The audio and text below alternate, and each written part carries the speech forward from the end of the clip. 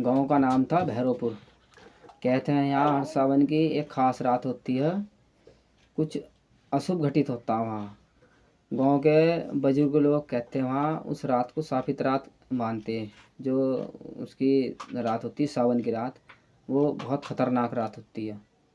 तो उस रात को कुछ अजीब उसमें घटित होता था। गांव के बाहर एक पुरानी हवेली थी, वहाँ उस चौधरी की हवेली थी। वहाँ सालों से ऐसी टूटी फुट्टी वीरान पड़ी थी वहाँ। तो उसकी खिड़की दरवाजे में भी जंग लग गया था वहाँ।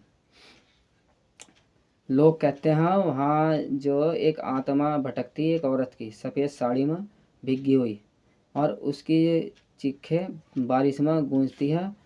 बिल्कुल खतरनाक उसकी आवाज़ है। रात के करीब यही कहीं 12 बजे होंगे। गांव का एक व्यक्ति था अर्जुन। अपने दोस्तों की चुनौती स्वीकार कर उसने हवेली की ओर बढ़ा, और डरता क्यों है उसने खुद से कहा ये सब अंधविश्वास है। अंधविश्वास उसने इस चीज़ को मानना। रात के करीब 12 बजे होंगे जिस समय वो उसने ये चैलेंज स्वीकार किया जाने का उस वीरान हवेली में। जैसे ही वो हवेली के पास पहुंचा, अचानक हवा का एक बहुत तेज झोंका आया। पेड़ों की सभी जो डालियां हैं जोर जोर से हिलने लगी। दरवाज़ा अपना आप खुलने लगा। जर्र की आवाज़, खतरनाक आवाज़ के साथ, बिल्कुल जर्र इस तरह से बोला। पेड़ की जो डालियां जोर जोर हिलने भी लगी है। अर्जुन ने मोबाइल की टॉर्च ऑन करी। दीवारों पर अभी अजीब निशान बने थे, जैसे किसी ने नाखूनों से खुरच खुरच कर लिख दिया हो। वापस जाओ, उसे ऐसी आवाज़ आई। अचानक ऊपर की मंजिल से पायल की हल्की आवाज़ आई। छन छन छन की आवाज़ इस तरह आने लगी। अर्जुन का दिल तेज तेज धड़कने लगा। फिर अचानक कोई जोरदार बिजली कड़की और टॉर्च भी बंद हो गई। जब पूरा अंधेरा, और उसी अंधेरे में किसी औरत की धीमी दर्द भरी सिसकी, मुझे न्याय चाहिए, ऐसी आवाज़ आई। मुझे न्याय चाहिए, मुझे न्याय दिलाओ। अर्जुन के पीछे ठंडी सांसों का एहसास हुआ। धीरे धीरे उसने गर्दन घुमाई और उसे देखकर उसकी चीख निकल गई बारिश में। अर्जुन ने जैसे ही पीछे मुड़कर देखा, उसकी सांस गले के गले में रहेगी। बहुत डर चुका था वो, मतलब उस समय। उसके ठीक पीछे एक औरत खड़ी थी, सफ़ेद साड़ी पूरी तरह भीगी हुई, काले लंबे काले बाल, चेहरे पर पिचके हुए जो थे उसकी गाल और आंखें बिल्कुल उसकी लाल सुर्ख, बल्कि खाली बिल्कुल शून्य, जैसे उसमें कोई जान ही नहीं थी। इस तरीके से उसके होठ हिलते हुए दिखाई दिए। मुझे न्याय चाहिए। अर्जुन के पैरों तले जमीन खिसक गई। वह भागना चाहता था पर उसका शरीर साथ नहीं दे रहा था। तभी अचानक जो हवेली खिड़कियाँ तेज तेज हवा चलने लगी। बंद हो गई खिड़कियाँ सब। दरवाजे भी अपने आप धड़ाम से सब बंद। ऊपर की मंजिल फिर से पायल की आवाज़ आई। छन छन छन पायल की आवाज़, और फिर किसी के दौड़ने की आहट उसे सुनाई दी। अर्जुन ने हिम्मत जुटाई और सीढ़ियों की ओर बढ़ा। हर कदम के साथ लकड़ी की सीढ़ियाँ चरमरा रही थी, चर्र की आवाज़ आ रही थी। ऊपर पहुंचकर उसने देखा दीवार पर एक पुरानी तस्वीर टंगी थी। एक नवविवाहित जोड़ा जिस पर लिखा था राधा और वीरेंद्र। सावन का महीना था, 1985 यह सन था। अचानक उसके मोबाइल की टॉर्च अपने आप जल उठी। रोशनी सीधे ही जैसी उस तस्वीर पर जाकर पड़ी। तस्वीर में मौजूद दुल्हन का चेहरा धीरे धीरे बदलने लगा।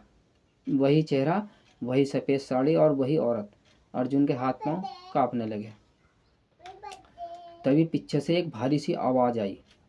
वो बेगुनाह थी। अर्जुन ने पलटकर जैसे ही देखा, एक बूढ़ा आदमी, फटे हुए कपड़े, आँखों में एक अजीब सा डर। तुम कौन हो? अर्जुन ने पूछा।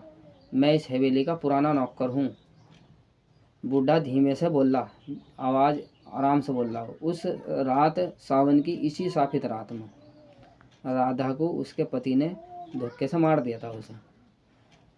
उसे बदनाम करके और हवेली की छत पर से धक्का दे दिया था, ताकि उसकी सारी जो ज़मीन जायदाद है उस आदमी को मिल जा। बिजली का जोर, उसी समय बिजली जोर से कड़की। तब से हर सावन में वो न्याय मांगने लौटती है। अचानक कमरे का दरवाज़ा अपने आप बंद हो गया। दीवार से पानी टपकने लगा। जैसे खून की बूंद पर असल में सिर्फ पानी था, पर दृश्य बहुत भयानक था। और वे जो पानी की बूंदें थी वो पानी नहीं था, बल्कि लाल कलर थी, और ना ही वो खून था, लाल बारिश थी एक तरह की। राधा की आवाज़ फिर से गूंजी, जिसने सच में देखा वो अब तक बचा नहीं है, ऐसी उसे आवाज़ आई। बुढ़ा कांपते हुए बोला, मैंने सच देखा था और मैं हर साल मरता हूँ, अब फिर जी जाऊँ। फिर जी उठता वो इस श्राप के साथ, जो अर्जुन का दिल तेज तेज और धड़कने लगा। उसे समझ आ गया, अगर सच सामने नहीं आया तो ये श्राप कभी ख़त्म नहीं होने वाला। अचानक राधा उसके सामने प्रकट हुई। इस बार उसकी आंखों में आंसू थे। मेरी मौत का सच गांव को बताओ। मेरी लाश हवेली के पीछे कुएं में है। और अचानक सब कुछ शांत। दरवाज़ा खुला, बारिश हल्की हो गई। गांव वाले अर्जुन की बात सुनकर पहले तो हंसे, लेकिन जब सबने मिलकर हवेली के पीछे कुएं की उसकी खुदाई की गई, तो वहाँ जो कंकाल निकला, साथ में वही शादी का कंगन, पूरा गांव सन्न रह गया इस चीज़ को देखकर। वीरेंद्र का परिवार वर्षों से पहले गांव छोड़ चुका था, पर सच सामने अब आया था। पंचायत ने उस जमीन को राधा के नाम से मंदिर और स्कूल बनाने के लिए दान कर दिया। और फिर अगले सावन की रात हवेली शांत रही। न पायल की आवाज़, न चीख, बस हल्की बारिश, और कहीं जैसे कोई आत्मा मुक्त होकर मुस्कुरा रही हो। गांव वालों को सब लगा सब कुछ खत्म हो गया, राधा को न्याय मिल गया, उसकी आत्मा को शांति मिल गई। हवेली के पीछे जहाँ कंकाल मिला था, वहाँ अब एक छोटा सा मंदिर बना दिया। लोग हर सावन में वहाँ चिराग जलाने लगे। लेकिन कहानी यहीं ख़त्म नहीं। एक साल बाद वही फिर जब सावन आया, भैरवपुर में फिर वही काली घटाएं छा गई। बारिश पहले तो ज़्यादा तेज हुई। गांव में एक नया परिवार आकर बसा था। शहर से आया एक शिक्षक राघव, उसकी पत्नी मीरा और उनका छोटा बेटा राघव ने गांव के स्कूल में पढ़ाना शुरू किया। उसने गांव की कहानियों पर विश्वास नहीं करता था, हंस कर टाल दे था। मतलब राघव ने दरवाज़ा जैसी खोला, बाहर कोई नहीं था, सिर्फ भीगी हुई मिट्टी और दरवाजे से आते हुए गिल्ले पैरों के निशान से मिले। जो निशान दरवाजे पर अचानक गायब हो गए थे। उसी समय हवेली के खंडर में, जहाँ जब कोई नहीं जानता था, एक पुरानी दीवार में दरार पड़ी। बारिश का पानी अंदर बाहर और दीवार पर, प्लास्टर पर उस पर गिर गया। उसके पीछे छुपा था एक राज, एक लकड़ी का संदूक। और अगले दिन कुछ बच्चे खेलते खेलते वह संदूक देख लिया, और गांव वालों ने उसे खोल कर देखा तो पुराने कागजात और कुछ गहने और एक डायरी वीरेंद्र को वहीं से मिली।